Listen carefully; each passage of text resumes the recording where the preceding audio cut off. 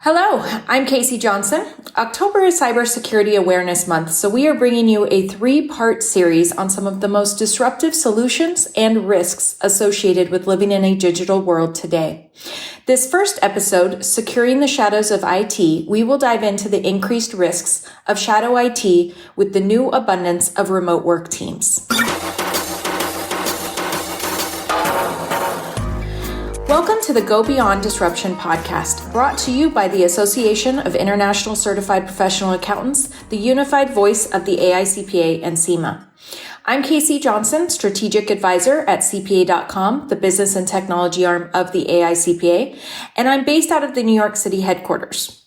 Every week, we share insights from inside the accounting and finance profession that help you stay ahead of the curve, whatever business you're in. You can find links and more information in the show notes for this episode or by going to gobeyonddisruption.com. In this episode, Securing the Shadows of IT, we'll be talking about the risks associated in shadow IT with subject matter expert and my dear friend, Randy Johnston. We'll answer questions like, what is shadow IT? How do we identify our risks? And how do we mitigate those risks? And with that, I'm going to introduce you to our guest, Randy Johnston, the founder and CEO of NMGI, a leading technology services organization that specializes in the accounting profession. In this episode, we'll be talking with Randy about shadow IT, the increased risks associated with the decentralized and remote workforces that have become a new business normal, and best practices to minimize potential threats. That's why we've called the episode Securing the Shadows of IT. Randy is a veteran technologist with over 37 years experience in guiding banks, accounting firms, and businesses to select the best technology tools for their organization, as well as managing, securing, and optimizing their systems. He is recognized as one of the top 25 thought leaders in accounting technology and is regularly featured in Accounting Today's top 100 most influential people. Welcome, Randy. Good day, Kacee, and good day to all the listeners today. Such a pleasure to spend some time with you. So, Randy, I'm here in Southern California, as you know. Are you joining us from home in Hutchinson? Today I am home in Hutchinson, and we have not gotten back out on the road with the COVID-19 pandemic. Came home March 11th, and I'm now holding the record of the longest time home since the 1970s. Well, it looks good on you, so I think it's working. Maybe we need to change something post-pandemic. It would be nice, but, I miss being face-to-face with so many people and getting to have direct conversations.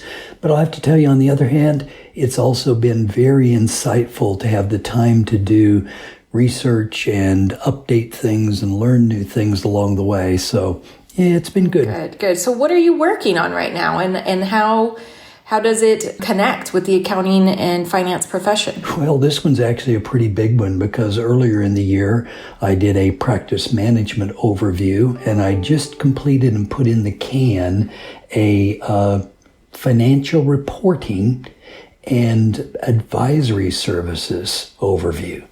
So it has been marvelous to go through and discover something on the order of 80 products in which I was able to analyze the products, figure out how we could use those in advisory services practices, and see the benefits of projecting cash flows and all those type of things. So that kind of goes back to my old accounting software roots that you know me from as well. Wow, 80 products. So I mean, and not necessarily for this podcast, but I am interested to learn about any kind of new categories you see on the horizon as maybe we look to 2021. We'll have to come back and pick your brain for that one. That will be a fun one to do because, in my case, I've learned so much. And that's the reason I took the project on. It was like, I know these products pretty well, but it's time to revisit them and see what's changed. And it was really an aha moment. Normally you are on the road so much. So plug us into, your world today. What does your 9 to 5 look like? What sectors and client types are you really focusing on and engaging with without all of your face-to-face at the many different conferences that you typically speak at throughout the year. Yeah, well, thanks for asking about that. And it turns out 9 to 5 would be nice, but today started at 1:15 a.m. and I do have calls that or video meetings might be a way to think about that are around the world, because doing a little bit more outside the United States, so dealing with people in India and Dubai and London along the way. And sometimes I'm not finishing up until later in the day with Honolulu or maybe Australia. So there's been a few more of those types of calls. But, the typical day, though, if it's really a normal day, is I do get a rollout at home. That's a pleasure. And just catch up on a little email and then try to have calls scheduled throughout the day. A lot more virtual consulting has been going on. So when I'm doing either product design or analyzing a CPA firm for potential flaws or potential strategic choices, we're doing a lot of video meetings. And yes, Zoom exhaustion is a real thing. So I found for me that when I'm on video calls, it actually takes far more intensity than it does speaking publicly or being face-to-face in a meeting. Let's switch the focus and look at why we've joined this podcast. Considering the new reality that most organizations have some, if not all of their staff remote, help our audience understand, what is shadow IT? Yeah, well, shadow IT is where IT operations are done by individuals outside of the control of IT. And this year, I've actually focused more than I have in prior years on IT governance and data governance and some of the internal controls. And I'm frankly worried about the quality of security and service that's available on our home networks. But shadow IT can be done by individuals or can be done by people that are outside of your IT team. They may not work at the same level of standards that professionals do, but frankly, they've got jobs to get done and they just have to step up and are sometimes doing it on their own, or they're intentionally doing it outside of the organizational structure. And I think that that's probably one of the biggest risks because, the internal IT teams don't know that it's even going on.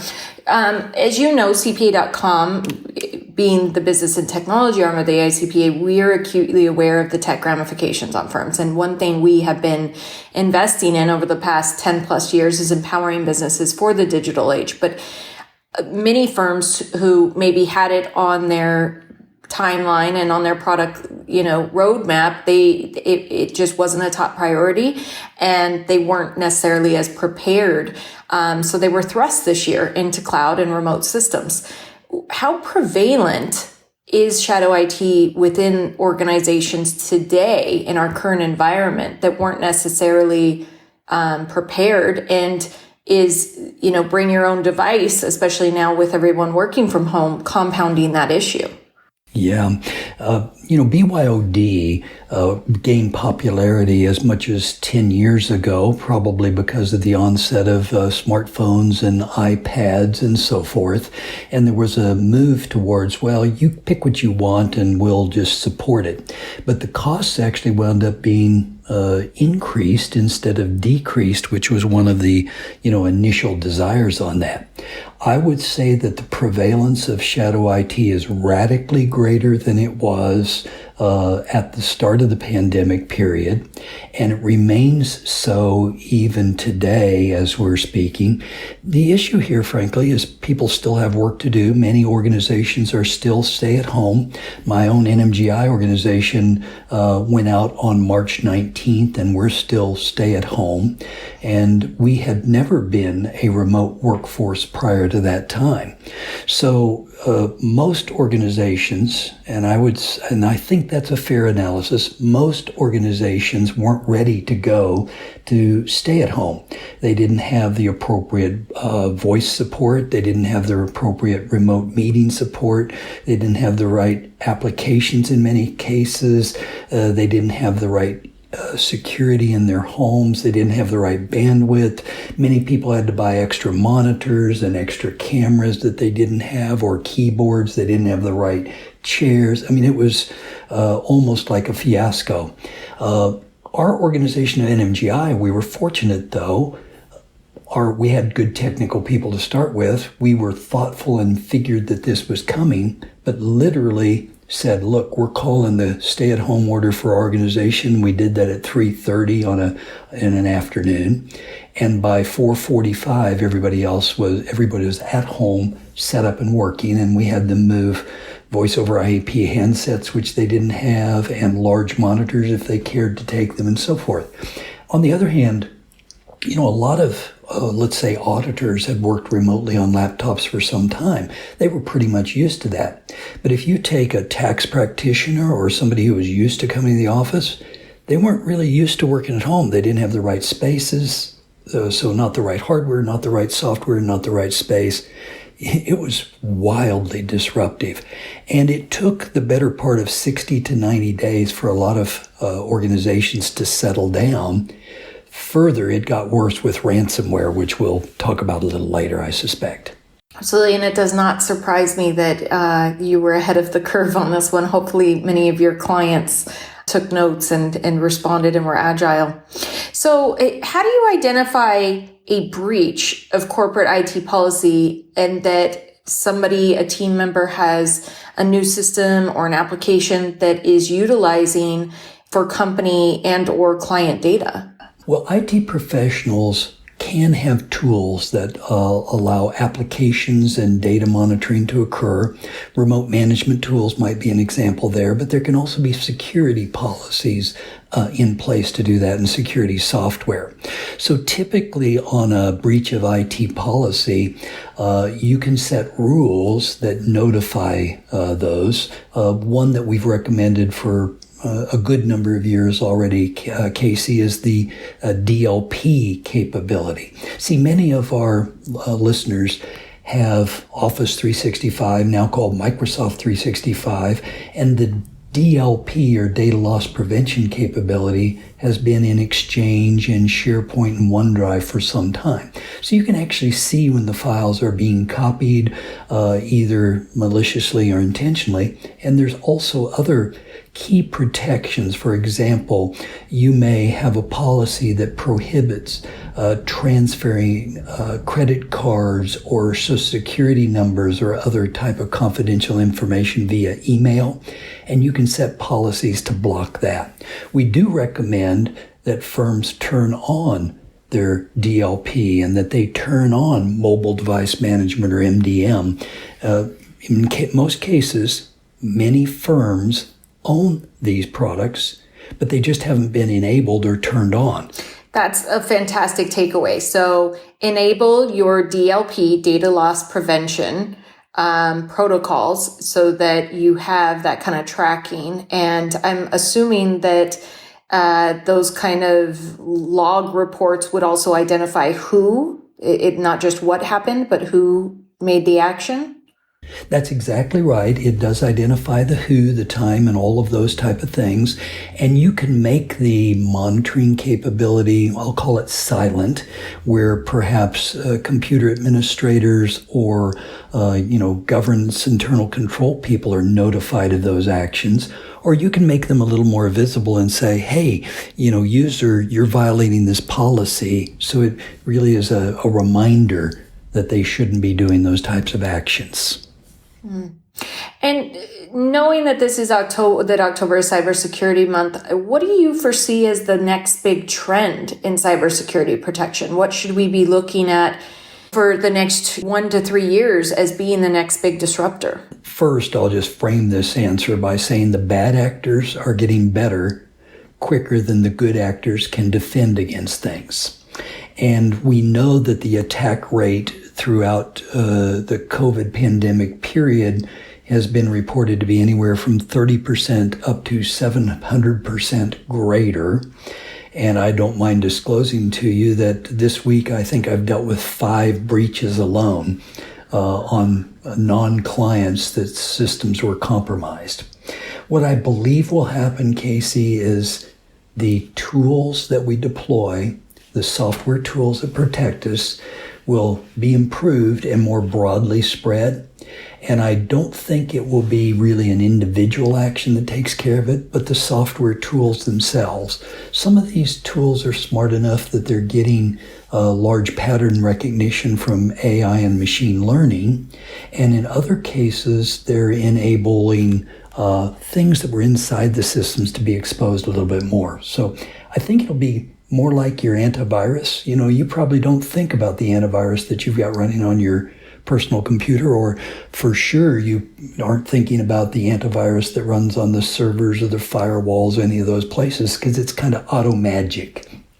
I think we'll have software that helps with the security that's kind of auto magic, and it will be in most likely the MDM or mobile device management software.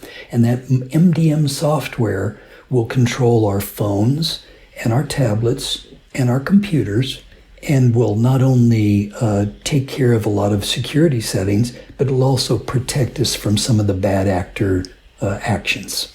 And you're totally right, Randy. The bad actors are getting better, more sophisticated, and they never stop. We've got to stay just as alert and ahead.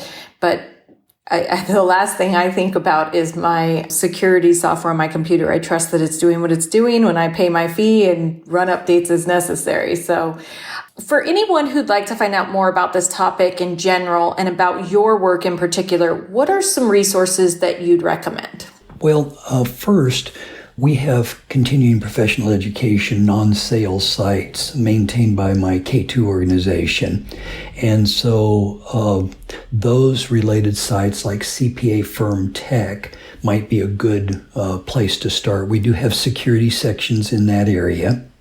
Further, for a variety of the publications in the profession, the Journal of Accountancy, Accounting Today, Accounting Web, CPA Practice Advisor, I continue to write in those areas as well. So there are web page resources, and then there are articles about this. We try to keep things fairly simple on that. Further, we've recorded multiple sessions on security with different cuts, things like, working at home, the new normal, trying to talk about the security that's needed there, but also other types of things like data loss prevention, like we've talked about earlier, or for that matter, if you've had a breach, creating an incident response plan.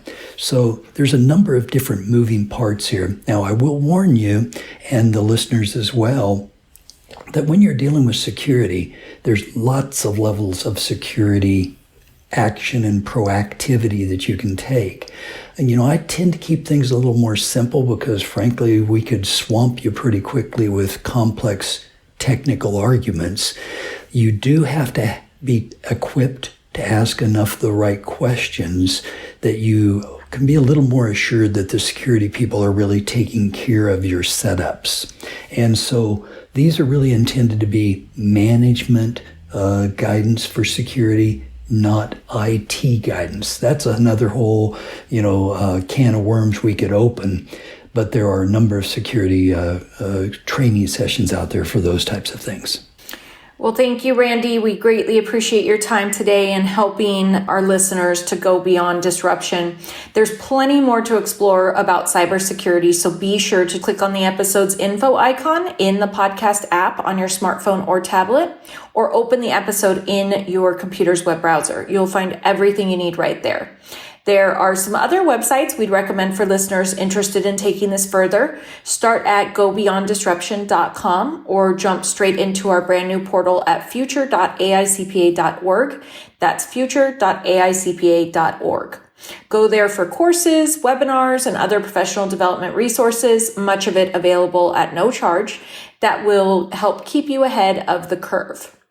If you've enjoyed this episode, go tell someone about it. You can also contact us directly via the feedback link in our show notes. We're always keen to know what you think and what you'd like to hear more of. From the AICPA, CIMA, and CPA.com, I'm Kacee Johnson. We'll be back soon with more conversations that help you and your profession to go beyond disruption. Till next time, keep listening and keep safe. Goodbye. Thanks for listening to this episode of Beyond Disruption. brought to you by the Association of International Certified Professional Accountants.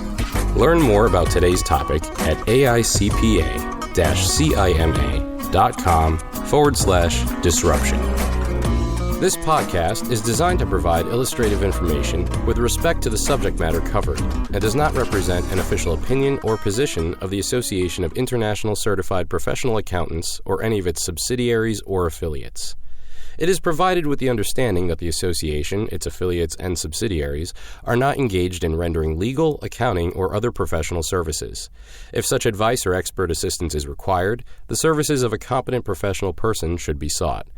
The association, its subsidiaries, and affiliates make no representations, warranties, or guarantees as to and assume no responsibility for the content or application of the material contained herein and expressly disclaim all liability for such damages arising out of the use of, reference to, or reliance on such material.